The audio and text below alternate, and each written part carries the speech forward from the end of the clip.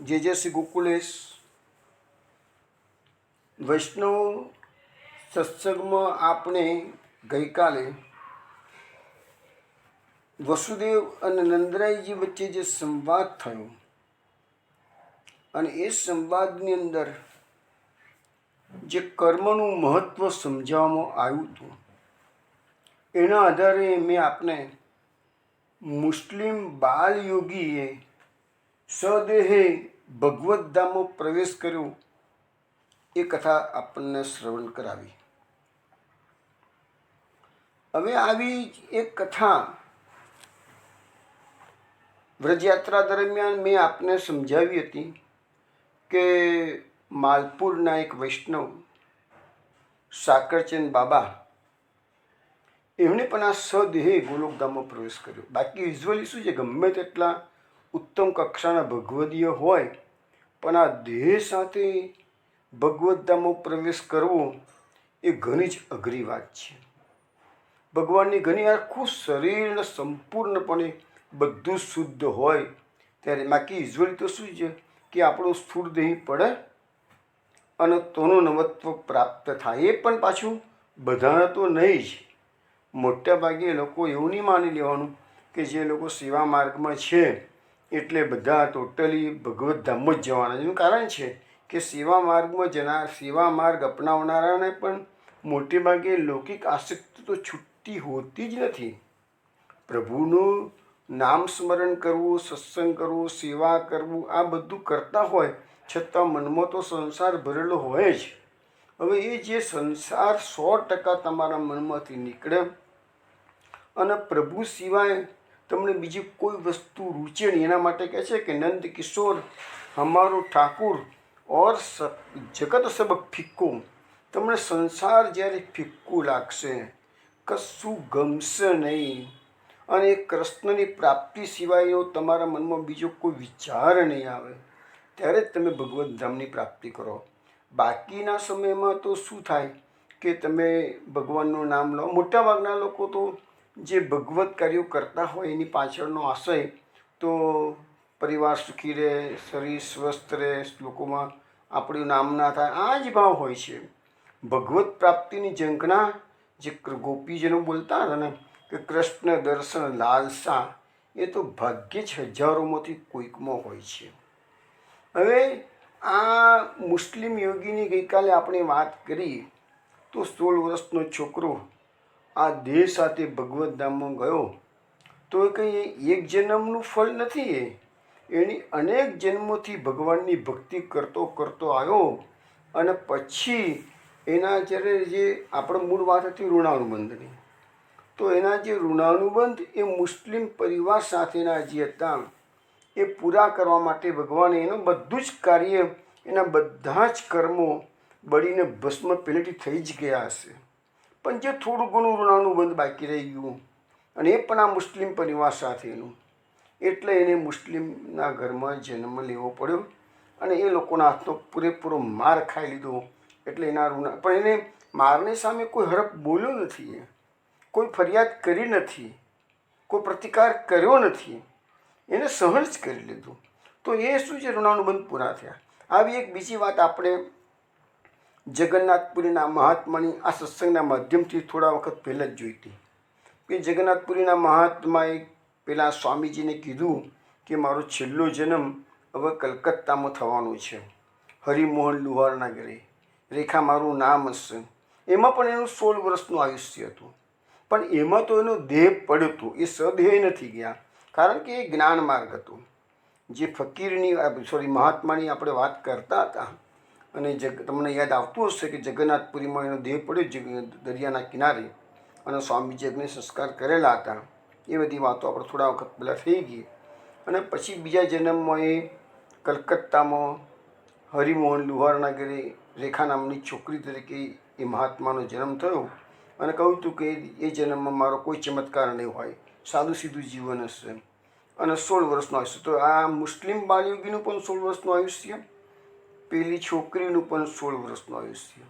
પણ એ છોકરીના કેસમાં શું હતું કે એ યોગી હતા, જ્ઞાન માર્ગ હતો.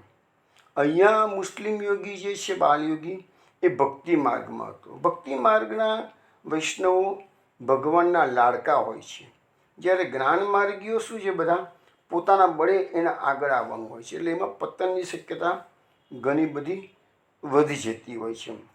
તો એ 16 વર્ષની છોકરીનો દેહ પડ્યો હતો અને અહીંયા એનો દેહ પડ્યો નથી. વાત આટલી છે. હવે આપણે આ ઋણાનુબંધની વાતો, આ કર્મના બંધનની વાતો, એ જ વાતો આપણે અહીંયા બધા શ્લોકો ઘણા આપેલા છે અને આ બધી થિયરીઓ ભાગવતમાં અનેક જગ્યાએ આપેલી છે. તો આપણે થોડુંક હજુ બી સમજવાનો પ્રયત્ન કરીએ તો તમને ખ્યાલ આવે કે આ કર્મોના તાણાવાણા બધા કેવા હોય છે. આપણે જો જન્મ મરણના ફેરામાંથી મુક્તિ મેળવવી હોય એટલે બે વસ્તુ છે કે જ્ઞાન માર્ગીય હોય એ મોક્ષ પ્રાપ્ત કરે અને જે ભક્તિ માર્ગીય હોય એ ભગવત ધામો જાય. પણ એ વસ્તુ મોક્ષ હોય કે ભગવત ધામો જવું, બંનેમાંથી ગમે તે વસ્તુ હોય પણ એ પણ ઘણું જ અઘરું છે, ખૂબ જ અઘરું છે. એટલે તમારે એની અંદર તો અનેક જન્મો નીકળી જાય છે. કે એવું નથી કે આ જન્મમાં તમે પ્રયત્ન કર્યો હોય એટલે દરેક તમારો તરત જ મોક્ષ થઈ ગયો છે, એવું નથી હોતું. એના માટે ઘણા જન્મો પણ નીકળી જતા હોય અને ઓછા જન્મો પણ નીકળે. બધી વસ્તુ આખી દરેકે દરેક જીવાત્માની અલગ હોય. હવે આપણને સમજાવવામાં આવે છે કે જે મનુષ્યનો જન્મ થાય છે તો એ મનુષ્ય, એ જીવાત્માના કોના ઘરમાં જન્મ લેવો એ જીવાત્માના હાથમાં નથી. એટલે કે જીવાત્મા મા બાપનું સિલેક્શન કરી શકતા નથી અને એવી રીતે મા બાપ પણ પુત્રનું કે પુત્રનું સિલેક્શન કરી શકતા નથી. એના ઘરે જે આત્મા આવ્યો અને જે કર્મોના બંધન લઈને આવ્યો એ એને સ્વીકારવું જ પડે. અને આપણે એમ કહીએ કે ભાઈ આપણા જે સંબંધો ભાઈ બહેનના હોય તો ભાઈ બહેનના સંબંધો તમારા હાથમાં નથી. તમને જે નસીબમાં બહેન આવી હોય જ કરી. હા, પતિ પત્નીના સંબંધો તમારા હાથમાં છે. જો કે એના માટે પણ એવું કહેવાય છે કે એ પણ તમારા હાથમાં નથી. તમે ભલે એમ કહો છો કે મેં 10 છોકરીઓ જોઈ કે 25 છોકરીઓ જોઈ કે 50 છોકરીઓ જોઈ અને મેં સિલેક્શન કર્યું છે, એવું આપણે બોલતા હોઈએ છીએ. પણ હકીકતમાં તો એના માટે પણ એવું કહેવાય છે કે તમારા કિસ્મતમાં તમારી પત્ની કે પતિ જે હતું એ જ આવવાનું પહેલેથી નિશ્ચિત હતું. ફક્ત આપણે એવો પ્રયત્ન કરીએ છીએ કે સારું સિલેક્શન થાય. બાકી સારું સિલેક્શન કરવું એવું નથી. એ તો જે આવવાનું છે એ જ પાત્ર આવે. પણ એ તો માનો કે કદાચ તમારા હાથમાં છે, પણ મા બાપનું સિલેક્શન કે ભાઈ બહેનનું સિલેક્શન તમારા હાથમાં નથી. હવે આ જે કર્મોના કારણે મા બાપના ત્યાં જે સંતતિ થતી હોય છે એ સંતતિના આપણા શાસ્ત્રોમાં 4 પ્રકાર બતાવવામાં આવેલા છે. છોકરા કે છોકરીઓ જે જન્મ છે એ 4 પ્રકારના હોય. કયા કયા? તો એક તો સેવક સંતતિ, બીજું તટસ્થ એટલે ઉદાસીન, ત્રીજું દુશ્મન સંતતિ અને ચોથું લેણદાર સંતતિ. હવે આ 4 સંતતિ વિશે થોડીક વાત આપણે કરી લઈએ. તો સેવક સંતતિ કોને કહેવાય? કે એવા છોકરાઓ તમારા ત્યાં જન્મ્યા હોય જે મા બાપની પૂરી ખંતથી સેવા કરતા. હવે આ જમાનામાં આવા છોકરાઓ મળવા થોડા દુર્લભ છે. સેવા કરનારી સંતતિ ભાગ્યે જ હોય છે, નથી હોતું પણ નથી, હોય છે, કહું છું. પણ આપણા શાસ્ત્રોમાં જે વર્ણન આવે છે, શ્રવણ, પુંડરીક, શ્રવણને પેલા આંધળા મા બાપ હતા, ખભે કાવડ મૂકી અને આંધળા મા બાપની યાત્રા કરવા નીકળી પડ્યો. તો બધાને કથા ખબર છે શ્રવણની.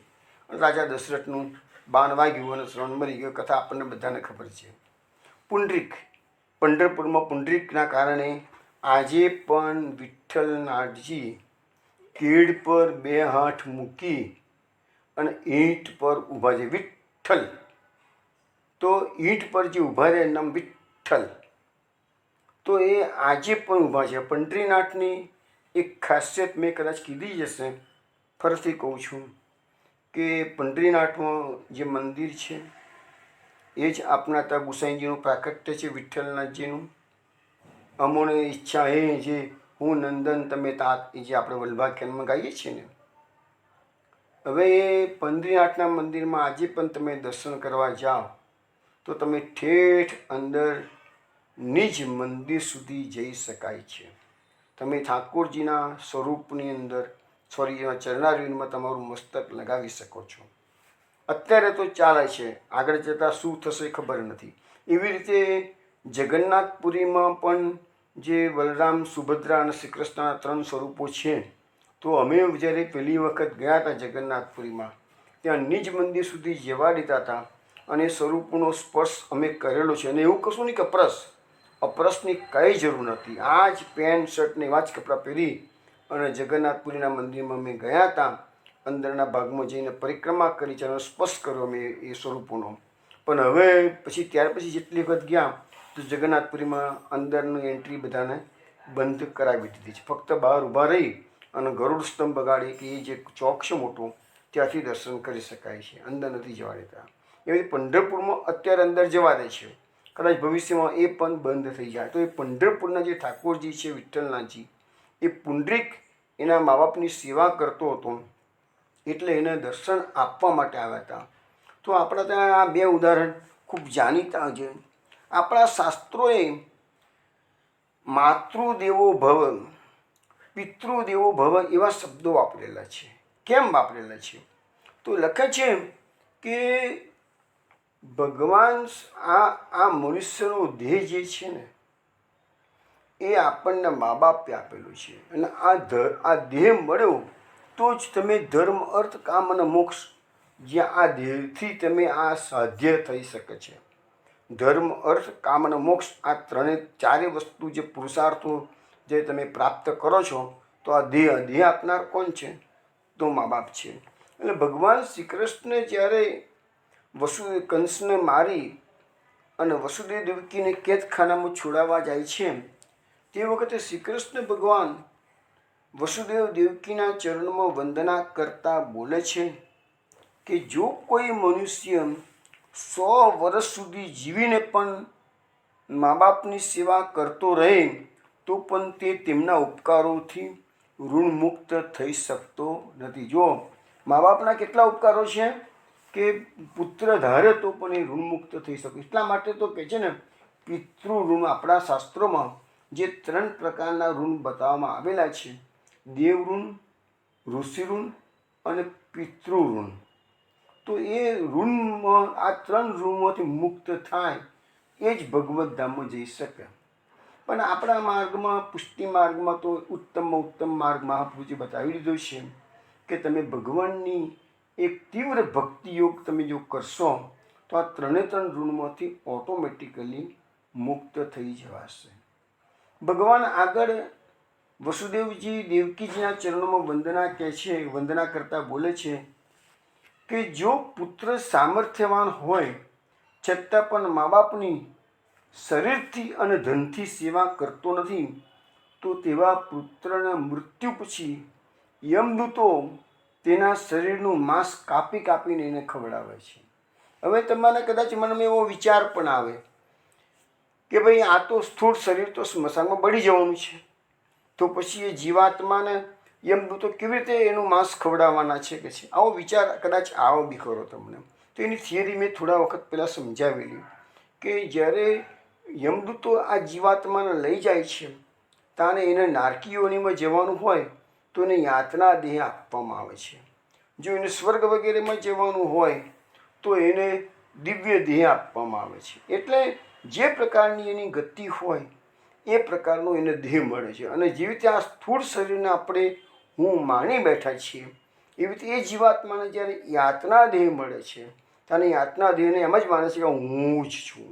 અને પછી યાતના દેહને જે ફટકા પડે, જે ત્રાસ આપે છે, તો જીવાત્માને એમ લાગે છે કે આ મને વાગ્યું છે. તો એવી થિયરી એ ત્યાં એપ્લિકેબલ છે. હવે આ પુત્રને સંસ્કાર સારા આપવાની વાત આપણા શાસ્ત્રોમાં જે કરવામાં આવેલી છે, જે આજકાલ લોકોને આ બધું હંબગ લાગતું હોય છે. અને પર્ટિક્યુલરલી તો તમને કહું ને તો વિદેશમાં તો આ બાબતમાં કોઈની દૃષ્ટિ જતી જ નથી. બધાને ઈટ, ડ્રિંક એન્ડ મી મેરી, ખાવા પીવાનું મોજ મજા કરો, એ જ થિયરી અપનાવે છે.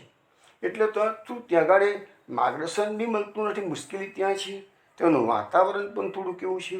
પણ આ બધું જો થોડુંક કોનો બી સત્સંગનો પ્રભાવ પડે અને સમજે તો એ લોકોએ બી બાળકોને સારા સંસ્કાર આપવા પ્રયત્ન કરવો જોઈએ, સારી સારી વાતો કરવી જોઈએ. હવે આપણા શાસ્ત્રો આપણને એવું સમજાવે છે કે પુત્રોના કર્મો ઉપર મા બાપની ગતિની અસરો થાય છે. હવે આપણે એમ કહીએ બી તમારા કર્મ તમારા ભોગવવાના, પણ એ વસ્તુ ભલે સાચી છે તો પણ આપણા ત્યાં એવું કહેવાય છે કે મેં એક વખત ગંગા મહાત્મ્યનું થોડું સ્ટડી કરતો હતો, વાંચતો હતો, તેમાં શબ્દો આવ્યા હતા કે જો સંતાનો ગંગાજીનું સ્નાન કરવા માટેનો પ્લાનિંગ કરતા હોય તો એના જે પિતૃઓ જો માનો કે નરકમાં ગયેલા હોય તો એ પિતૃઓ અંદર અંદર વાતો કરે છે કે હવે તો અમારી સંતાન ગંગા સ્નાન કરશે એટલે અમારો નરકમાંથી ઉદ્ધાર થશે અને અમે હવે સ્વર્ગમાં જઈશું. જો પિતૃઓ સ્વર્ગમાં ગયા હોય તો અંદર અંદર વાત કરતા હોય છે હવે તો અમારી સંતાને સંકલ્પ કર્યો છે ગંગા સ્નાન કરવા જઈશું, એટલે અમારી સંતાન ગંગા સ્નાન કરશે એટલે અમારું જે આ સ્વર્ગમાં જે સ્થાન છે ને એનાથી પણ અમને ઊંચું સ્થાન મળી શકે છે. તો આ બધી વાતો શાસ્ત્રોમાં લખેલી છે, કોઈ કપોળ કલ્પિત વાતો નથી. એટલે મીન્સ કે સંસ્કાર પુત્રને આપવાની જરૂર એટલા માટે છે કે તમારું ક્રિયાકાંડ વ્યવસ્થિત રીતે કરશે અને તમારા નિમિત્તે જે સત્કર્મો એ કરે છે એ જીવાત્માને પહોંચે છે, પિતૃઓને પહોંચે છે. આપણા શાસ્ત્રોમાં જે આ તર્પણ ને પિંડદાનની બધી જે વિધિઓ છે ને એ કોઈ હંબગ નથી. આજકાલ નવી જનરેશન ભલે ને હંબગ માને છે પણ હંબગ નથી, બધું પિતૃઓને પહોંચે છે. મારી પાસે એના ઘણા એક્ઝામ્પલ છે પણ આપણે સાઈડમાં નીકળ્યા જઈએ એટલે એ બધી વાતો અત્યારે નથી કરતો, પણ જરૂર પડશે તને એવા એવા પ્રસંગો તમને હું સત્ય ઘટનાઓનો શ્રવણ કરાવીશ. એટલે કે તો એવી રીતે જ્યારે તમે સત્કર્મ કરો છો અને પિતૃઓને પહોંચે છે તો એવી જ રીતે જ્યારે તમારી સંતાનો દુષ્કર્મ કરે છે તો એ પણ પિતૃઓની ગતિને અસર કરે છે. પણ એક વાત છે, જે મા બાપો જે પિતૃનો ઉદ્ધાર થઈ ચૂક્યો, જે પિતૃ ભગવદ્ધામમાં જતા રહ્યા છે એને પછી સંતાનો ગમે તેમ કરે એની અસર થવાની નથી. પણ જ્યાં સ્વર્ગ સુધીની ગતિ થયેલી હોય, બ્રહ્મલોક સુધીની ગતિ થયેલી હોય તો એવા પિતૃઓને સંતાનોના દુષ્કર્મો કે સત્કર્મો એની અસરો થાય છે. બીજું, દરેક મા બાપે પોતાના સંતાનોને સારા સંસ્કાર આપવા જોઈએ તો જાણીતી જ વાત છે, પણ સંસ્કાર એટલે શું એ લોકોને ખબર નથી. સંસ્કારનો અર્થ લોકો એવું માને છે આપણે છોકરાને સારું ભણાવીએ, સારી રીતે તૈયાર કરીએ, સારી ઘરની છોકરી અપાવીએ, સારી નોકરી મળી જાય છોકરાને, અથવા વિદેશમાં સેટ કરી દઈએ તો આને સંસ્કાર લોકો કહેતા. ના, એવું નથી. સંસ્કારનો અર્થ એવો થાય છે કે તમે એનામાં ધાર્મિક વૃત્તિનું આરોપણ કરો, એને સમજાવો કે ભાઈ આ મનુષ્ય જન્મ છે એ દુર્લભ છે, ભલે તમે ભોગવો લહેર કરો, ના નથી.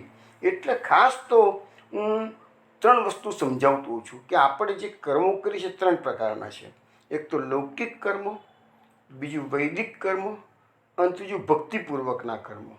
તો લૌકિક કર્મો તો જે લોકો આપણા સમાજમાં આપણી પ્રતિષ્ઠા વધારવા માટે કે સમાજના બંધન કે સમાજના રૂએ જે કરવા પડે બધા આપણે કરતા જ હોઈએ છીએ, એટલે એની તો કશી વાત મારે કરવી નથી. સવાલ રહ્યો વૈદિકનો. વૈદિક એટલે શાસ્ત્રોક્ત. તો આપણા શાસ્ત્રોએ આપણને જે વસ્તુ સમજાવી છે, વિધિ નિષેધ, આ કરો, આ ના કરો, આ કરો, આ ના કરો, એ બધું વિધિ નિષેધ કહેવાય. તો એનાથી ફાયદો શું પડે છે કે શાસ્ત્રોની આજ્ઞાનું પાલન કરવું એ તમે પુણ્યનું કાર્ય છે. શાસ્ત્રોની આજ્ઞાનું ઉલ્લંઘન કરવું એ પાપનું કાર્ય છે. અને પાપ અને પુણ્ય અલ્ટિમેટલી તમને આ જન્મે નહીં તો આવતા જન્મે ભોગવવું પડે છે. હવે જે ભક્તિ માર્ગમાં છે એને આપણો પુષ્ટિ માર્ગ છે, પર્ટિક્યુલરલી લૌકિક અને વૈદિકથી પરનો માર્ગ છે. જે લોકો ભક્તિમાં ઓતપ્રોત થઈ ગયેલા છે, ભલે વિદેશમાં રહેતા હોય, તો એ લોકો વૈદિક કર્મકાંડ ન કરે ને તો પણ મહાપ્રભુજી કહે છે ચાલશે. કે ભગવાનની ભક્તિમાં હાથીના પગલામાં બધા પગલાં સમાઈ જાય એવી રીતે ભગવાનની ભક્તિ કરવામાં તમારો બધો કર્મકાંડ અંદર આવી જ જાય છે. પરંતુ જે લોકો ઇન્ડિયા હોય કે વિદેશ હોય ગમે ત્યાં હોય, પણ જો ભક્તિ માર્ગને એટલે કે મહાપુરુષના સિદ્ધાંતને પૂરેપૂરું ફોલો કરી શકતા નથી અને કાચો પાકો ભક્તિ માર્ગ અપનાવ્યો હોય, ચલો દિવસમાં કલાક 2 કલાક સેવા કરવાની કે માળા ફેરવવાની કે ભાગવતને એકાદ અધ્યાય વાંચવાની, એવું સામાન્ય આપણે અનુગણતરીઓ કરી મૂકેલા હોય, તો એનું ફળ તો બધાનું મળવાનું છે, પણ એનું જે ઉત્તમ પ્રકારની ગતિ થવી જોઈએ એ ન થાય. ઉત્તમ પ્રકારની ગતિ માટે તો તમારે તીવ્ર ભક્તિયોગનું આયોજન કરો, તીવ્ર ભક્તિયોગને તમારે અપનાવવો જ પડે કે છે. પરંતુ આ જે લૌકિક કર્મો છે, એટલે આપણે શું ઘણી વખત તમે સમજ્યા પાસે ઘણા લોકો આવતા હોય ને, તમે સમજાવીએ છીએ ભાઈ તમે સેવા માર્ગ ન અપનાવી શકતા તો કશો વાંધો નથી, કમસે કમ તમારું જીવન સુધરે એના માટે અમુક કાર્યો 2-4 બતાવી દે. જ્યાં કે ભારત ભૂમિમાં જન્મ લીધો છે, તો આ ભારત ભૂમિના ઈષ્ટદેવ કોણ છે? તો બદ્રીનારાયણ છે. તો તમે બધાને સમજાવી છે જીવનમાં એકવાર બદ્રીનારાયણજીને દર્શન કરી આવો. જેને તીવ્ર ભક્તિ છે એના ફોલો કરવાની જરૂર નથી, પણ જેને વૈદિક માર્ગ અપનાવેલો છે, શાસ્ત્રોનો માર્ગ અપનાવ્યો છે, એના માટેની વાત કરું છું. આ ધ્યાન રાખજો, બધા માટે એપ્લિકેબલ નથી. પછી બધાને સમજાવી વિદેશમાં તમારા છોકરા ભલે સેટ થયેલા હોય, પણ તમે એમને સમજાવી પટાવીને પણ જીવનમાં એકવાર જમનાપાન કરાવડાવો, જીવનમાં એકવાર ગિરિરાજની પરિક્રમા કરાવી દો, આટલું કરાવો. 84 કોષની પરિક્રમા કરો તો અતિ ઉત્તમ છે, પણ હવે 40 દિવસનો સમય લોકો પાસે છે નહીં, ઇવન ઇન્ડિયામાં નથી તો વિદેશમાં કઈથી લોકો કાઢવાના છે. પણ એટલીસ્ટ તમે જ્યારે બી ઇન્ડિયા આવવાનું થાય તને જમનાપાન, જમનાજીનું પૂજન, ગિરિરાજજીની આ બધું તમને પરલોકમાં ઘણો ફાયદો. તમારા સંતાનો પણ તમે સમજાવો તો ગમે તેમ સમજાવી પડે ને આટલું થોડું કામ. બીજી વસ્તુ કે એનાથી વિશેષ તમારે જો લાભ લેવો હોય વધારે, હજુ બી એનાથી વિશેષ, તો આ તો મિનિમમ મેં કીધું ગિરિરાજની પરિક્રમા અને જમનાપાન. પણ એ સિવાય સમય હોય, અનુકૂળતાઓ હોય તો તમે પ્રયાગરાજમાં ત્રિવેણી સંગમમાં મકરના માઘનું સ્નાનનું ઘણું જ મહત્ત્વ છે. નારદ પુરાણમાં એના વિશે ઘણી બધી સરસ વાતો લખેલી છે. હું કોઈક વખત પત્રાવલીમાં એ બધી વાતો લખવાનો પ્લાન કરું જ છું. કોઈ વખત હું પત્રાવલીમાં નારદ પુરાણના આધારે પ્રયાગરાજનું મહત્ત્વ સમજાવીશું.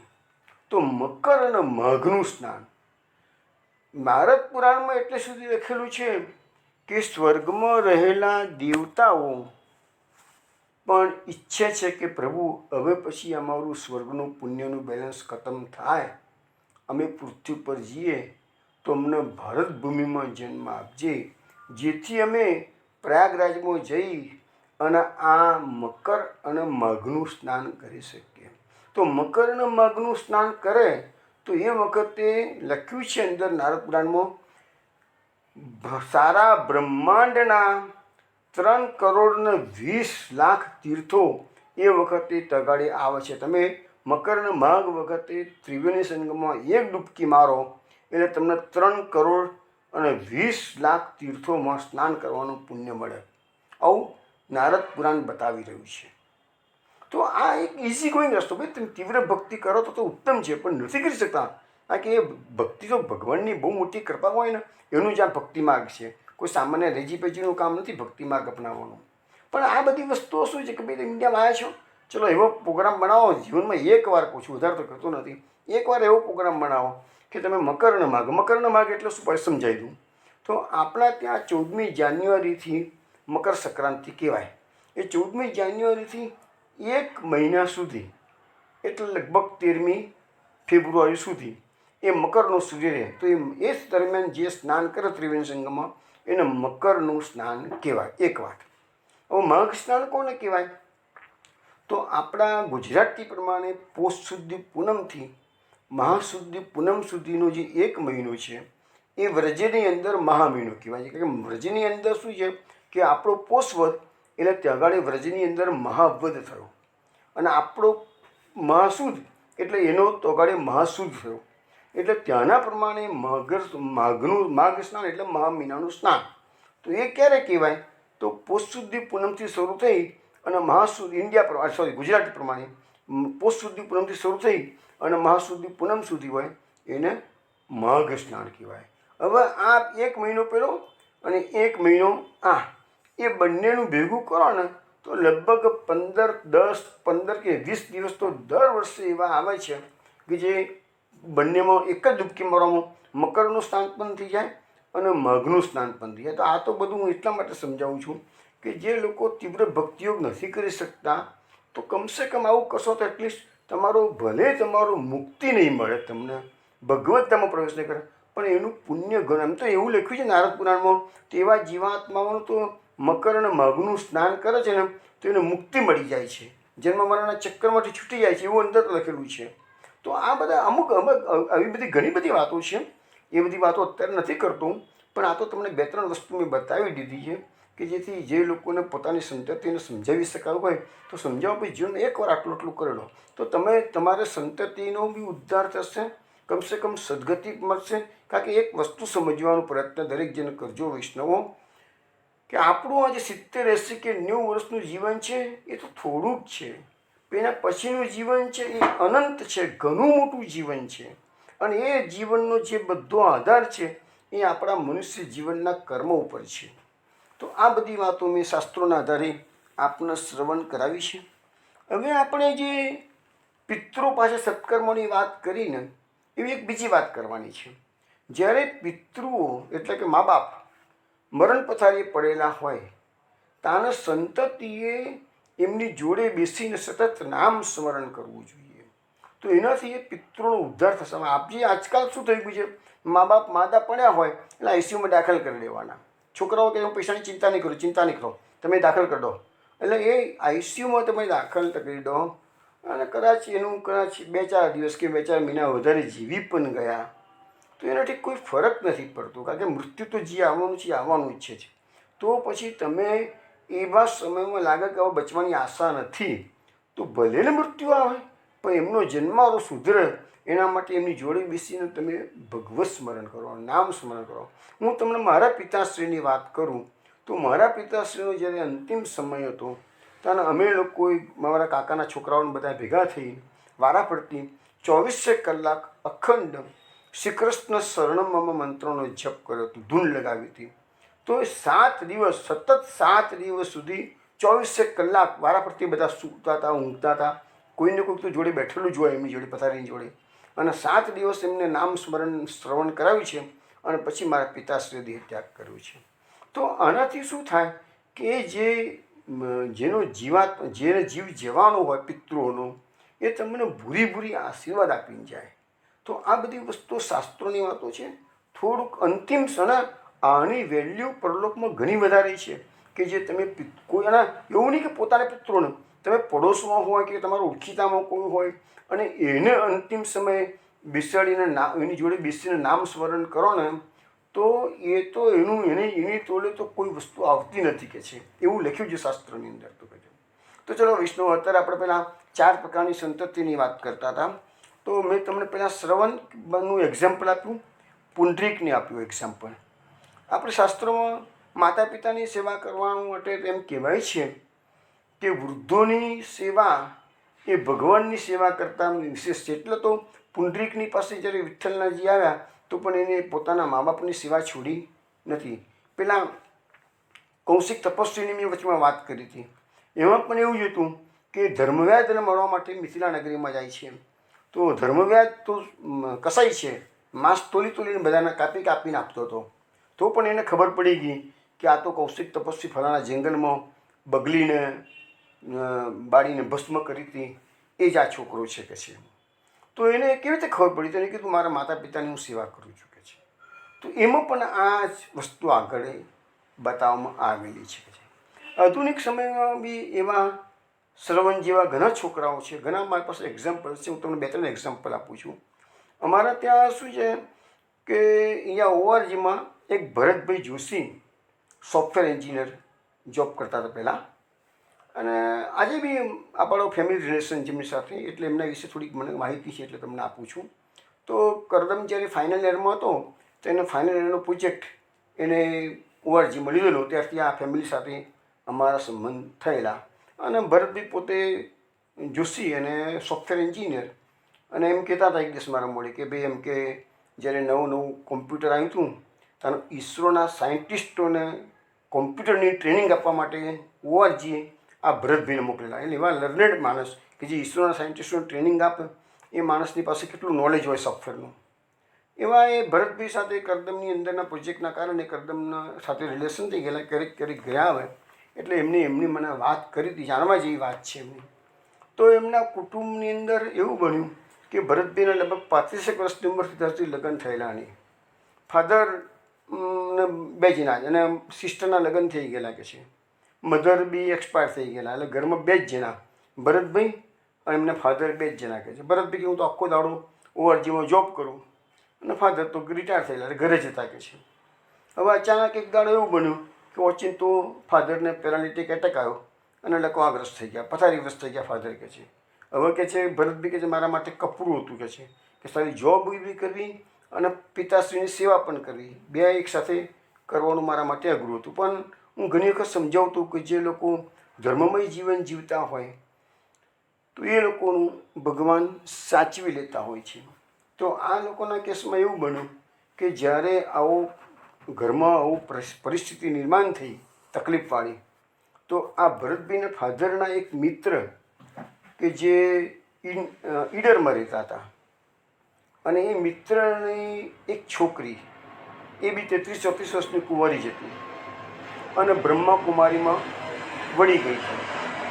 એટલે એની પિતાશ્રીને કહી દીધું કે હું હવે મારું જીવન બ્રહ્માકુમારીમાં કાઢું છું કરી એટલે મારે લગ્ન કરવા નથી.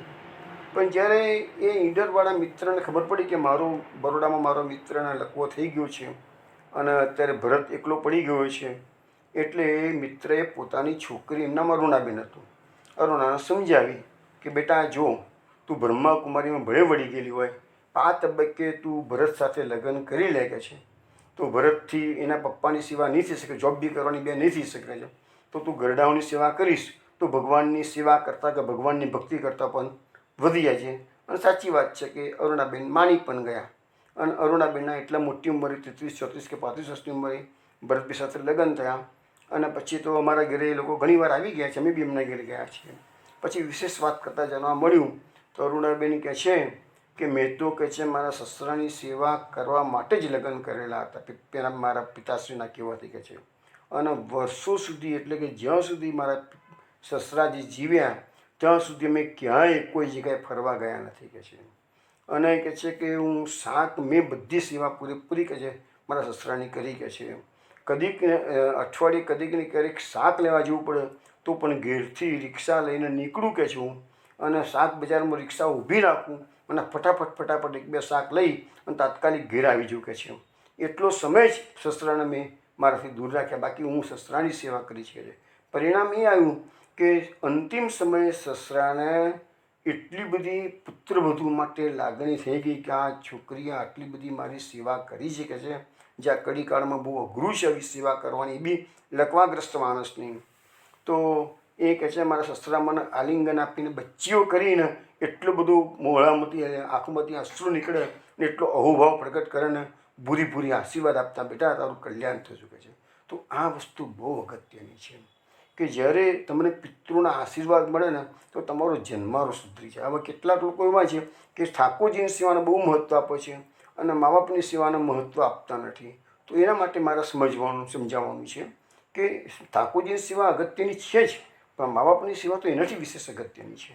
તો આ વસ્તુ જોવાની જરૂર છે કે એ મા બાપની સેવા કળિયુગમાં અત્યારે નો ડાઉટ અત્યારે બી શ્રવણ જેવા છોકરાઓ છે, એવું નથી બધું જ ખરાબ, બધી જગ્યાએ ખરાબ સમય છે એવું નથી માનવાનું. અમારો બીજો કિસ્સો તમને હું કહું કે કરદમનો એક દોસ્તાર છે, વિશાલ એનું નામ છે, અહીંયા કારેલીબાગમાં જ રહે છે ફેમિલી. હવે એ છોકરાના પપ્પા 1998ની સાલથી એટલે કે લગભગ 26 વર્ષથી પથારીગ્રસ્ત છે. એ છોકરાને ઘરમાં સકડી ભોગની પાકી સેવા છે એ લોકોના, એ ફેમિલીમાં વૈષ્ણવ ચાકા. હવે એ છોકરાના 2 વખત ડાયવોર્સ થયા. કારણ આટલું જ કે ઘરમાં પાકી સેવા હોય એટલે આજકાલની છોકરીઓના સેવાનો માહોલ ગમતો નથી અને પિતાશ્રીની તકલીફ એવી રહે. હવે એ છોકરાની મમ્મીએ છોકરાને કીધું બેટા તને તકલીફ પડતી હોય તું ડાયવોર્સ ના લઈશ, પણ તું બાજુમાં બીજું મકાન લઈ લે, પૈસા ટકે સુખી પરિવાર છે એટલે બીજું કોઈ ચિંતા નથી, બીજું મકાન લઈ લે અને ત્યાં રહે છે એટલે તારા ઘરના ઘરમાં અને બહારના બહાર તમે તમારું સ્વતંત્ર જીવન જીવો અને તું પપ્પાનું ધ્યાન પણ આપી શકો. તને છોકરો ના કરો ભલે કે મારા ડાયવોર્સ, પણ હું પપ્પાને છોડીને તો નહીં જ જવું કે હરગીઝ કે છે. આ કળિયુગનો અત્યારનો કિસ્સો તમને કહું છું. હવે એના બીજા લગ્ન જે થયા એ અમેરિકન સિટીઝન છોકરી હતી. એટલે એને સિટીઝન છોકરીએ કહી દીધું કે વિશાલ આપણે અમેરિકા સેટલ થઈ જઈએ કહે છે, તું ચાલ મારી સાથે કહે છે. જેને ના પાડી કે હું મારા પપ્પાને છોડીને કોઈ પણ સંજોગોમાં યુએસએ આવવા તૈયાર નથી કહે છે. તો એ છોકરીએ એમ કીધું કે તું યુએસએ મારી સાથે આવી જા, મારો અહીંયા બિઝનેસ છે સભ્યના, મારી પાસે કંઈ બે સભ્ય છે એની પાસે, તો પપ્પાના મમ્મીનું હું અમેરિકા બોલાવી દઈશ કે છે, મારી પાસે છે બધું કે છે, પ્લાનિંગ છે કે છે. છોકરાએ કે ના પાડી દીધી કે મારા પપ્પા મમ્મી હરગીઝ અમેરિકા અહીંયા સેવા છોડી ને મારા પપ્પા મમ્મી કે અમેરિકા આવા હરગીઝ તૈયાર ના થાય કે છે. એટલે છોવટે છોકરી અમેરિકા છોડી અને એની સાથે લગ્ન કરવું હતું તો ઇન્ડિયા આવી ગઈ, એની સાથે રહી, લગ્ન બી થયા. પણ એ છોકરીના મનમાં શું હશે એ ખબર નહીં, પણ એના મનમાં એવું હશે કે હું અહીંયા લગ્ન કરીને રહીશ અને વિશાલને મનાવીને હું લઈને અમેરિકા ભાગી જઈશ. પણ વિશાલ ના મક્કર રહ્યો ને કીધું કે ના, તારે અહીંયા રહેવું જ પડશે કે છે, એ કન્ડિશનથી જ આપણે લગ્ન થયેલા છે હું પપ્પાને. તો એની મમ્મીએ સમજાવ્યું કે બેટા તમારા લગ્ન બીજે કતારોના એવો થાય છે, એના કરતાં તું જુદો રહે અને નજીકમાં જ બીજું મકાન લઈ લઈએ તો બંને કામ થશે. તો એ છોકરાએ ના પાડી દીધી, નહીં પપ્પાની સેવા મારે પહેલાં કરવાની, ડાયવોર્સ થવાની રહે છે. તો આવા કળિયુગમાં આવા શ્રવણ જેવા એક્ઝામ્પલ આપી શકાય છે. એવું ના માનશો કે કળિયુગ ખરાબ છે એટલે કંઈ કોઈ સારું છે જ નહીં.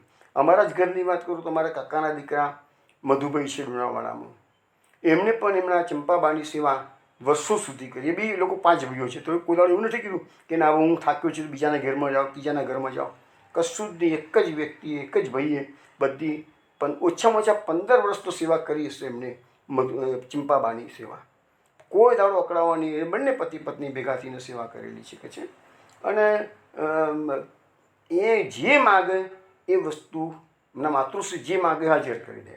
એવું કશું જ નહીં કે નહીં આજે નહીં કાલે, આમ કશું જ નહીં, જે માગે હાજર એવું. અને એ એટલા સેવાભાવી છે મધુભાઈ, અમે કળિયુગના શ્રવણ જ કહીએ કે એમના મધર એક્સપાયર થઈ ગયા પછી એમના સસરાને પોતાના ઘેરે લઈ આવ્યા અને સસરાની સેવા કરી મળતા સુધી એમને કહે છે. તો કળિયુગમાં પણ આવા સારા એક્ઝામ્પલ્સ છે કહે છે. એટલે આ જે 4 કેટેગરી શાસ્ત્રોએ બતાવી છે એ મને આ સેવક કેટેગરી આવી. હવે બીજી કેટેગરી જે આવે છે ને એ તટસ્થ, એટલે ઉદાસીન. આ ઉદાસીનમાં શું છે કે છોકરાઓને મા બાપ જન્મ આપે, 20 વર્ષ 25 વર્ષ ઉછેરીને મોટા કરે, પછી એ લોકો એમની લાઈફમાં સેટ થાય, પછી એના લગ્ન બગન થઈ જાય, ત્યાં સુધી મા બાપ જવાબદારી અદા કરે અને છોકરો એક વખત પગભર થઈ જાય, લગ્ન થઈ જાય અથવા તો વિદેશમાં સેટ થઈ ગયો હોય, પછી મા બાપને ગમતો જ નથી હોતો છોકરો, તમે તમારા રસ્તે હું મારા રસ્તે. આવા બી તમને સમાજમાં ઘણા એક્ઝામ્પલ્સ જોવા મળે છે કે એમાં દુશ્મનાવટ જેવું કશું નહીં, પણ તમારું એક ઋણાનુબંધ ત્યાં સુધીનું હોય 25 વર્ષ સુધીનું, એ પૂરું થઈ ગયું. પછી પેલો છોકરો એના રસ્તે. અત્યારે તો માનો કે વોટ્સઅપનો જમાનો છે, એટલે વિદેશમાં જે છોકરાઓ સેટ થયા તમે ફોન પર રોજ વાતો કરી શકતા હો. પણ પહેલાંના આજથી થોડા વખત પહેલાં જ્યારે મોબાઈલ હતા જ નહીં ત્યારે તો વિદેશમાં ગયેલા છોકરાઓ કદીક ને ક્યારેક વેરી રેરલી ફોન કરે, ઘણી વખત તો છોકરાઓ ફોન બી ના કરે મા બાપને. આવા બધા કિસ્સા પહેલાં બનતા હતા, અત્યારે તો એવું નથી બનતું. પણ એક કિસ્સો મને સરસ પ્રદ્યુમ્નભાઈ શાસ્ત્રી જે કહેલો એ હું આપને સમક્ષ રજૂ કરું છું. અમદાવાદમાં 2011ની સાલમાં પ્રદ્યુમ્નભાઈ શાસ્ત્રીજીની કથાનું આયોજન મારા મિત્ર સંતુભાઈ પરીખે કરેલું. હું અઠવાડિયા માટે ત્યાં આગળ ગયેલો એમના ત્યાં જ આ આયોજનમાં ભાગ લેવા, મીન્સ કથામાં સાંભળવા માટે. તો શાસ્ત્રીજીએ ચાલુ કથા એક પ્રસંગ કીધો.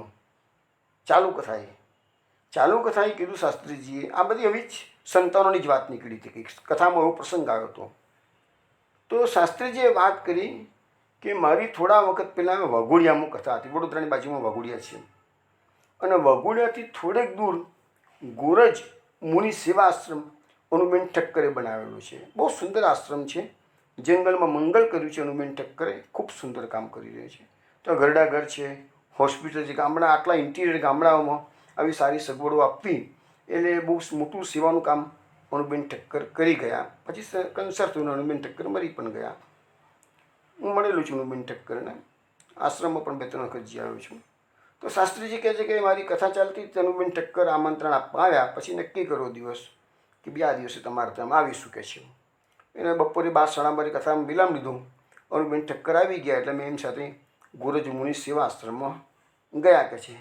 વૃદ્ધાશ્રમ હતા, ઘરડાઓ બધા રહેતા હતા કે છે. એટલે એક રૂમમાં કે છે ઘરડાઓ બિચારા એકલા એકાકી જીવન જીવતા હોય સંતાનોથી દૂર કે છે. એટલે હું એક રૂમમાં ગયો અને દરેક વૃદ્ધ માણસોની ખબર અંતર પૂછી તો બિચારા શાસ્ત્રીજી પધાર્યા ખુશખુશાલ થઈ જાય. શાસ્ત્રીજી મારા રૂમમાં આજે આવ્યા કે છે એમને તમે ગરડા માણસોને આમે કોઈ વાત કરનાર ના હોય અને કોઈ વાત કરતું હોય તો ગરડા માણસોને બહુ સારું લાગતું હોય છે. તો શાસ્ત્રીજી એક રૂમમાં બધા ગરડાઓની ખબર કાઢતા એક રૂમમાં જતા હતા. બહારથી અનુબેન ઠક્કરે કહી દીધું, શાસ્ત્રીજી આ વૃદ્ધને તમે કશું પૂછશો નહીં. શાસ્ત્રીજી કે સારું.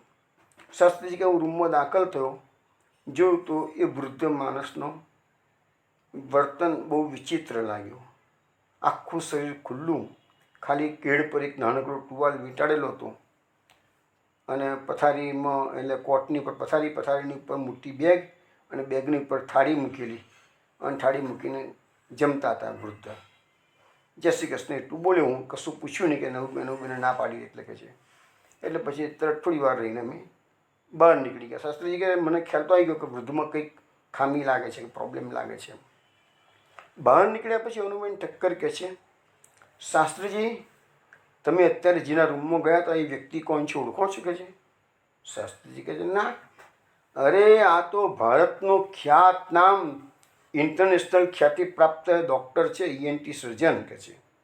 શું વાત કરો છો? કે હા, આની આ હાલત તમે જુઓ કે છે. શું થયું કે છે? તો કે એના 3 છોકરા વિદેશમાં સેટ થઈ ગયા, કોઈ એની જોડે સંબંધ રાખતું નથી કે છે. અને આ ડૉક્ટરનું નામ એટલું બધું મોટું કે છે તો ભારતના રાષ્ટ્રપતિની પેનલમાં પણ આ ડૉક્ટરનું નામ હતું કે છે. રાષ્ટ્રપતિને કોઈ ENT પ્રોબ્લેમ થાય તો આ ડૉક્ટરને બોલાવવામાં આવે કે છે, બોમ્બેના ડૉક્ટર કે છે. અને ઇન્ટરનેશનલ નામ એટલું બધું મોટું કે છે ડૉક્ટરનું કે છે કે વિશ્વની મોટી જે યુનિવર્સિટીઓ છે એમાં ભાગ્યે જ એવી કોઈ યુનિવર્સિટી હશે કે જેને એક્ઝામિનર તરીકે ઇન્વાઇટ ના કર્યા હોય કે છે. એટલા બધું વર્લ્ડમાં ફેમસ ડૉક્ટર કે છે. પણ એની પાછળની જિંદગી ખરાબ કેમ થઈ ગઈ? 3 છોકરા ડૉક્ટર બની ગયા અને 3 છોકરા વિદેશમાં સેટ થઈ ગયા અને પત્ની મરી ગઈ, ડૉક્ટર એકાકી પડી ગયા અને એકલા પડી ગયા. એમાં છોકરાઓ કોઈ સંબંધ ના રાખ્યો, વિદેશમાં ગયા, કોઈ દિવસ ફોન ના આવે, કશું બધા પોતપોતાની જીવનમાં સેટ થઈ ગયા. એટલે ડૉક્ટરને એનાથી આઘાત લાગ્યો અને આઘાતના કારણે માઇન્ડ ક્રેક થઈ ગયું કે છે. હવે ડૉક્ટરનું ધ્યાન રાખનાર પણ કોઈ ના મળે કે છે. એટલે પછી કહે છે કે એમનો એક મિત્ર સુરતમાં રહે, એની સાથે બહુ સારી ફ્રેન્ડશિપ હતી. તે મિત્રને દયા આવી ગઈ કે અરે મારા બોમ્બેવાળા મારા મિત્રને આવી પોઝિશન થઈ ગઈ છે, કોઈ કરનાર નથી કે છે. મગજ હાલી ગયું પાછું એમાં તો આઘાતમાં તો કહે છે. એટલે એ સુરતથી એને અનુબેન ઠક્કરને પત્ર લખ્યો કે અનુબેન આવી પોઝિશન છે, ડૉક્ટર છે પણ મગજનો થોડો પ્રોબ્લેમ થઈ ગયો છે, તો તમારા આશ્રમમાં વૃદ્ધાશ્રમમાં તમે એને રાખશો કે છે. અનુબેન ઠક્કર કહે છે, મારી પાસે પત્ર આવ્યો, હું વિચારું છું કે આવા વૃદ્ધને લેવા કે ના લેવા, કારણ કે મગજ ક્રેક થઈ ગયો તો પ્રોબ્લેમ ઊભો થાય ને બધાને, તો લેવા કે ના લેવા. પણ હું વસ્તુ કંઈ જવાબ આપીને વિચારું એ પહેલાં તો એક દાડો ઓચિંતી કહે છે કે અમદાવાદવાળા એમના મિત્ર મારા ઓળખીતા, એમના અનુબેન ઠક્કરના ઓળખીતા હતા, ઓચિંતી ગાડી લઈને આવી ગયા કે છે અને કહે છે કે આ તમારે દાખલ કરવાના છે, નહીં ચાલે કે ચાલે કે છે. તો અહીંયા મૂકીને ગયા છે કે બોલો કે છે. હવે અનુબેન કહે છે પછી એમના મિત્ર મારા ઓળખીતા હતા અને મેં પૂછ્યું, ભાઈ આ તમે મૂકીને તો જાઓ છો કે છે, પણ આ વૃદ્ધ આટલા બધા વૃદ્ધ છે ને કદાચ મરી જાય તો અમારે ખબર કોણ આપવાની કે છે. એમના મિત્ર સુરતવાળા મિત્રએ કીધું, કોઈને ખબર નહીં આપવાની, તમારે જાતે અગ્નિ સંસ્કાર અહીંયા કરી દેવાના તમારા માણસોથી, અને જે ખર્ચો થાય મને સુરત લખજો, હું પૈસા મોકલાવી દઈશ બધા કે છે. એના ખર્ચો બધો મળી જશે તમને કે છે. પણ કોઈ છોકરા અમેરિકાથી આવવાના નથી અને કોઈ છોકરાને ખબર આપવાની જરૂર પણ નથી કે છે. કોઈ દરકાર કરતું પણ નથી. તો આ બધી સંતતિ છે ને એને તટસ્થ સંતતિ કહેવાય કે કશે લેવા દેવાની. તમે તમારા રસ્તે, તમે તમારા ઘરે જન્મ લીધો, તમે એમને ઉછીને મોટા કર્યા, પતી ગયું, બાય બાય, ટાટા, આવજો. એવો એક બીજો કિસ્સો પણ મારા ધ્યાનમાં આવ્યો છે. તે એક જૈન મુનિ છે, એને પુસ્તક લખેલું છે, લખી રાખજો આરસની તકતી પર. આ પુસ્તકની 1 લાખ ઉપર નકલો વેચાઈ ગયેલી છે, એટલું જબરજસ્ત પુસ્તક લખ્યું છે. એ જૈન મુનિએ પુસ્તકમાં આજકાલના છોકરાઓ માટે ખૂબ સુંદર વાતો લખી છે કે જે છોકરાઓ મા બાપની સેવા કરતા નથી એને કડક ભાષામાં સમજાવવાનો પ્રયત્ન કર્યો છે કે જે માં તમને 9 મહિના સુધી પેટમાં રાખીને તમારું વજન સહન કરે છે, તમારી લાતો ખાય છે, એ માને તમે જ્યારે એમની વૃદ્ધાવસ્થા આવે અને તમે તરછોડી દો છો તો શું તમને શરમ નથી આવતી?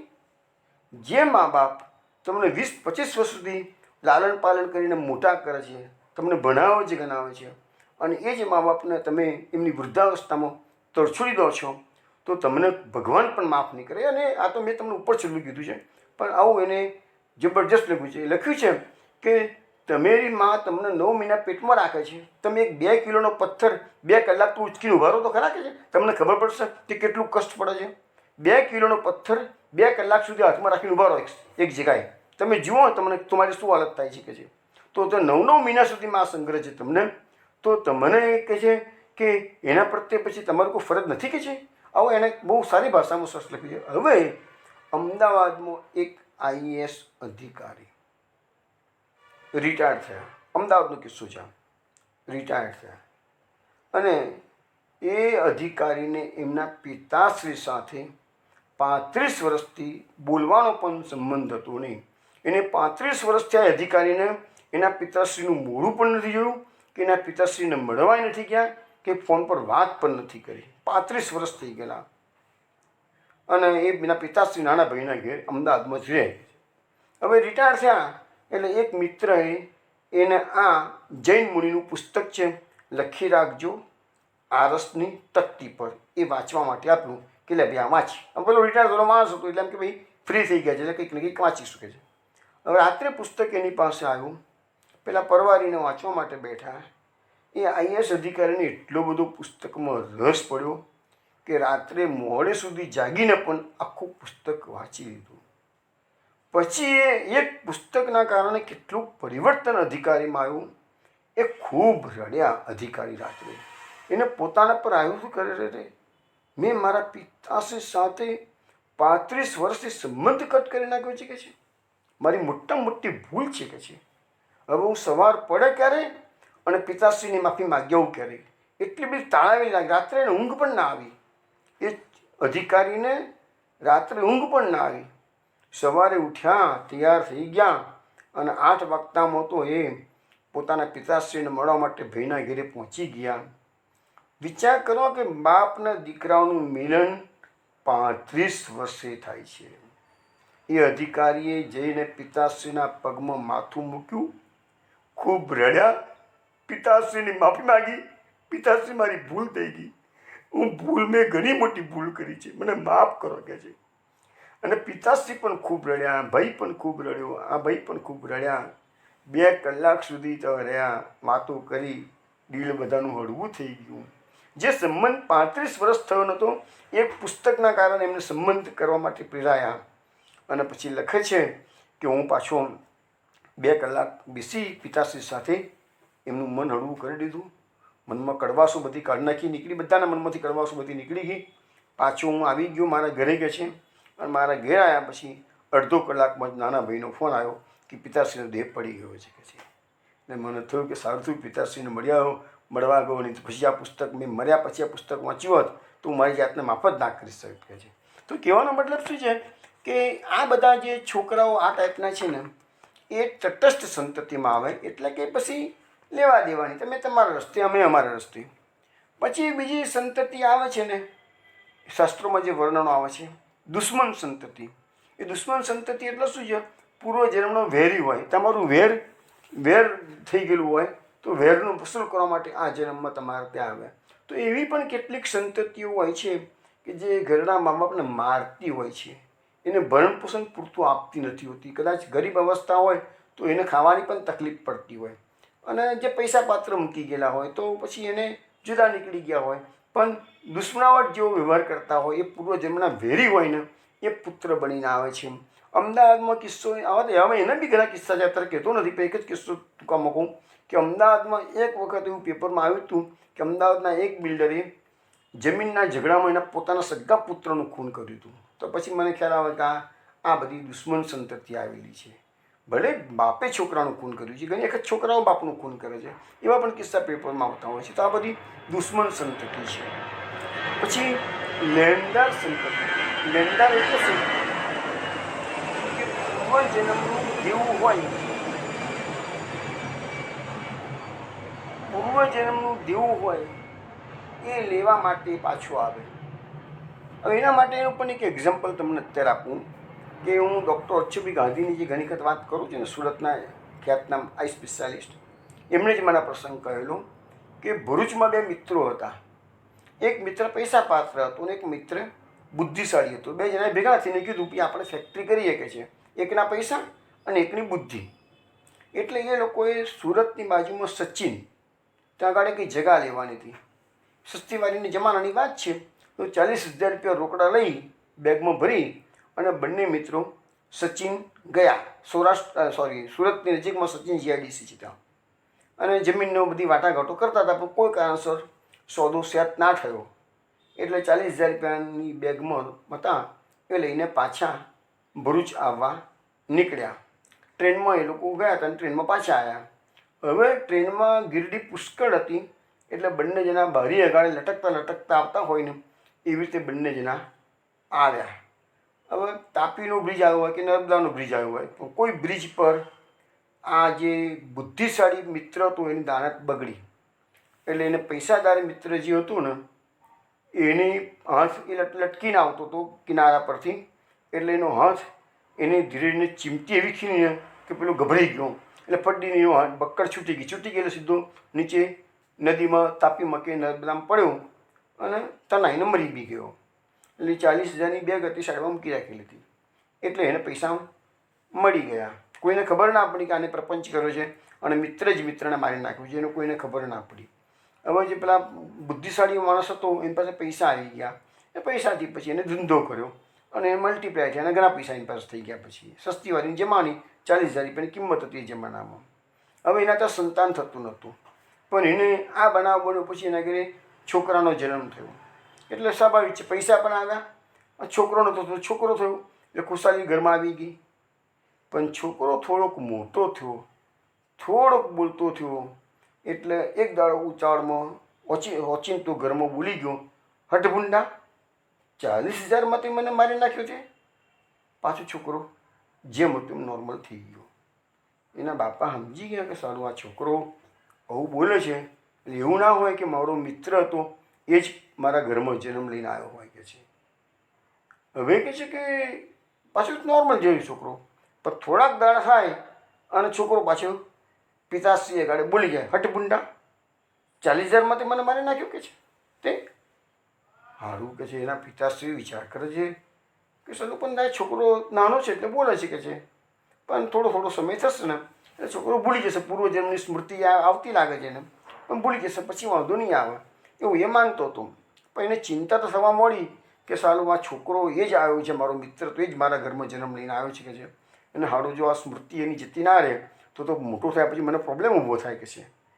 એટલે એમ થયું કે આપણે સત્કર્મ ચાલુ કરી દઈએ તો સત્કર્મનું ફળ સારું મળશે તો આપણો બધો પ્રોબ્લેમ ઓટોમેટિકલી સોલ્વ થઈ જઈ શકે છે.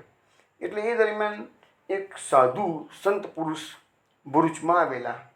એટલે એને જમવાનું આમંત્રણ આપ્યું કે ભાઈ મારા ઘેર આજે ભોજન માટે પધારો કે છે. સાધુએ હા પાડી દીધી. હવે આ થયું કે જો આ સાધુ જમતા હોય અને પેલો છોકરો બોલી જાય હઠભૂંડા 40,000 માટે મને મારી નાખ્યું તો બહુ અનર્થ થઈ જાય કે છે. એટલે એને શું કર્યું, જે દાડે સાધુ મહારાજ ઘરે જમવા હતા સવારથી પોતાના પુત્રને દૂરની કોઈક સોસાયટીમાં નજીકના સગાના ઘેર મૂકી આવેલા કે ભાઈ આજે અમારા ઘેર સાધુ જમનાર છે, આ છોકરો તોફાન વોફાન કરીને હેરાન કરે બધાને, એને કાં તમારા ઘેર રાખો, સાજી એને લઈ જઈશ કે છું. એમ કે દૂરની સોસાયટીમાં એ છોકરાને મૂકી આવેલા આ લોકો અને સાધુ જોડે જમાડીને પછી સાધુને વિદાય કરી દઈશું કે તો પુણ્ય કમાવા મળે. તો ક્યાંક આ બધી જે અલ્ટિમેટલી શું છે કે ખોટા કર્મ કર્યા હોય એટલે માનવાસને ડંખવાનું તો ખરું છે. અને બન્યું એવું કે સાધુની પાતળ પીસાઈ ગઈ છે, જમવાની તૈયારી કરવા બેસે છે અને પેલું છોકરું પાછું રમતું ઓચિંતું છે અહીંયા આવી ગયું. ચાલો હજી તો પેલાને એમ કે બી સાંજે લેવા જઈશું, પાછો જમવાના સમયે છોકરું આવી જ ગયું અહીંયા આ ઘરમાં જ ઓચિંતું છે. કેવી રીતે આવ્યું ભગવાન જાણે, આવી ગયું છોકરું. આવ્યું એટલે એને તો પલાઠી વાળીને પેલા સાધુની જોડે સામે બેસી ગયો છોકરો. એટલા એના પિતાશ્રી અંદર રમમાંથી આવ્યા, જોયું તો મારો છોકરો તો આવી ગયો છે કે છે, અને સાધુની સામે જ પલાઠી વાળીને બેઠો છે કે છે. અને જેવો પેલો એનો પિતા એ રૂમમાં જાય છે એટલે પેલો છોકરો બોલ્યો, હઠભૂંડા 40,000માંથી મને મારી નાખ્યું કે છે. એટલે પેલા સાધુ મહારાજ સમજી ગયા કે આ ગરબડ છે. સાધુએ પૂછ્યું, ભાઈ આ છોકરો શું બોલે છે?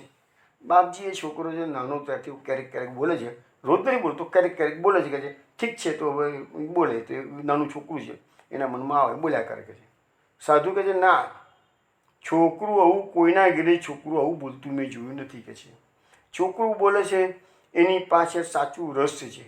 તો પેલા ભાઈને કહે, તું સાચે સાચું કહી દે, શું બન્યું છે?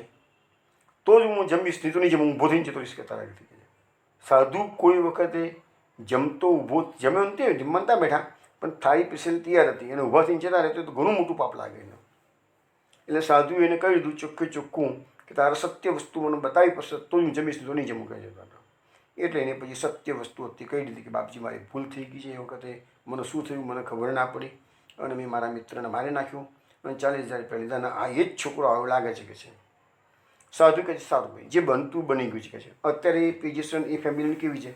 તો કે ના, મારો મિત્ર મરી ગયો પછી એની ફેમિલીને બહુ મુશ્કેલી પડી ગયા છે, અને ધીરે ધીરે બધું પૈસા ખલાસ થઈ ગયા છે. કે છે અત્યારે એની વાઈફ જીવે છે. કે છે બહુ મુશ્કેલીથી જીવે છે. તો એક કામ કર. કે છે 40,000 રૂપિયાનું આજ સુધીનું બધું વ્યાજ, તારી પાસે પૈસા ઘણા છે, અમારી પાસે પૈસા ઘણા છે. કે છે તો 40,000 રૂપિયાનું વ્યાજ સાથે જેટલી રકમ થાય એ બધી અત્યારે એના ઘેર આપી આવો. એની પાસે ઘરમાં બી પૈસા પડેલા હતા. એટલે એની બધી ગણતરીઓ કરી અને રૂપિયા પૂરેપૂરા રૂપિયા ચૂકતે કર્યા, અને પેલી એની વાઈફના ઘરે જઈને એ આપી આવ્યો. કેવી રીતે આપ્યો, શું કીધું, શું કંઈ ખબર નથી, પણ આપી આવ્યો. અને પછી સાધુ 2 કલાક 3 કલાક બેસી રહ્યા, પછી જમ્યા છે. તો કે હાડો પેલો ના જેમ પૈસા આપવા ના જાય. તો સાધુ પછી જમ્યા, અને લખે છે કે એ છોકરો થોડાક જ દિવસમાં માદો પડ્યો અને મરી ગયો. તો આ એનું પૂર્વજન્મનું જે ઋણ ચૂકતે કરવા માટે એ છોકરો આવ્યો હતો.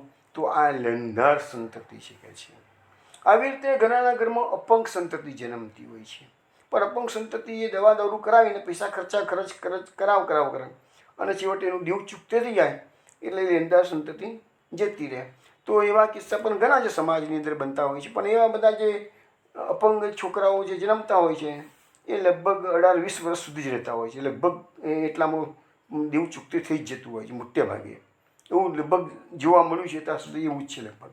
તો કહેવાનો મતલબ કે આ બધી જે સંતતિ તમારા ત્યાં આવે છે એ પૂર્વજન્મના ઋણાનુબંધી આવે છે, અને એ એમનો જે સંબંધ છે એ ઋણાનુબંધનો સંબંધ છે. હવે વૈષ્ણવો ખાસ એક વસ્તુ કહેવાની છે કે આવતીકાલે ઠકરાની તીજ છે.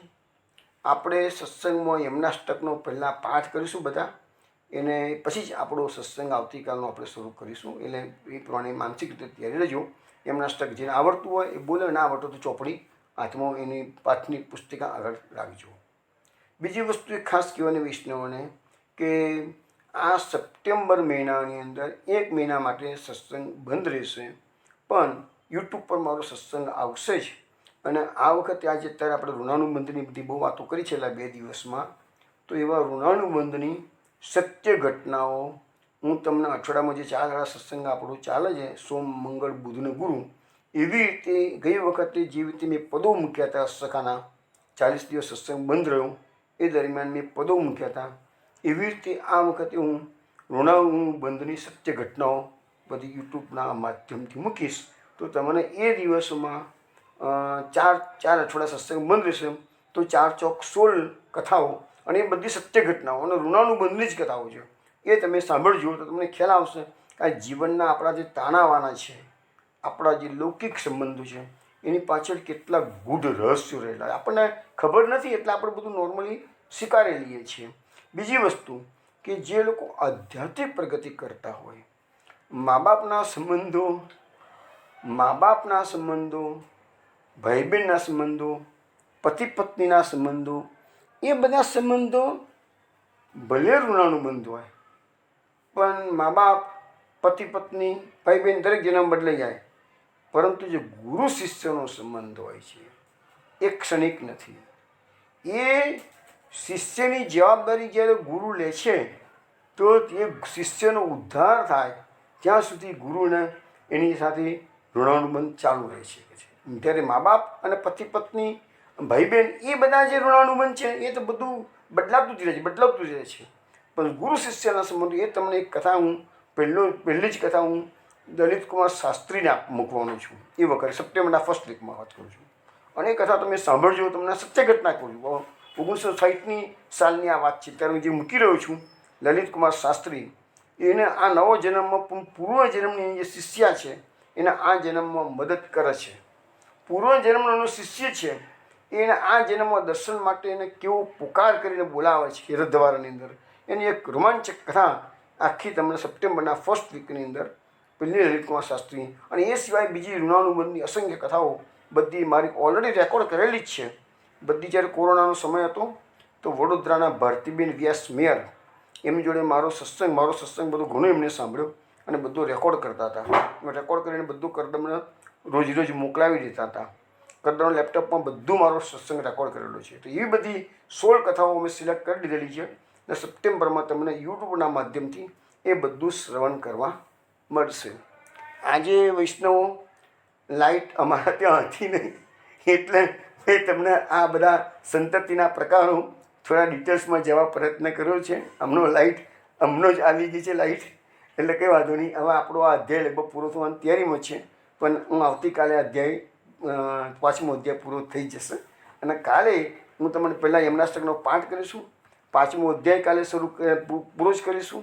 અને તરત જ આપણે જોગી લીલા સુરદાસનું એક પદ છે, મેં જોગી જસ ગાયા બાલા, એનું એક પદનો આધારે હું તમને એ જોગી લીલાનું વર્ણન કાલે કરીશ. અને પછી તરત જ 6થા અધ્યાયમાં કાલે પ્રવેશ કરીશું.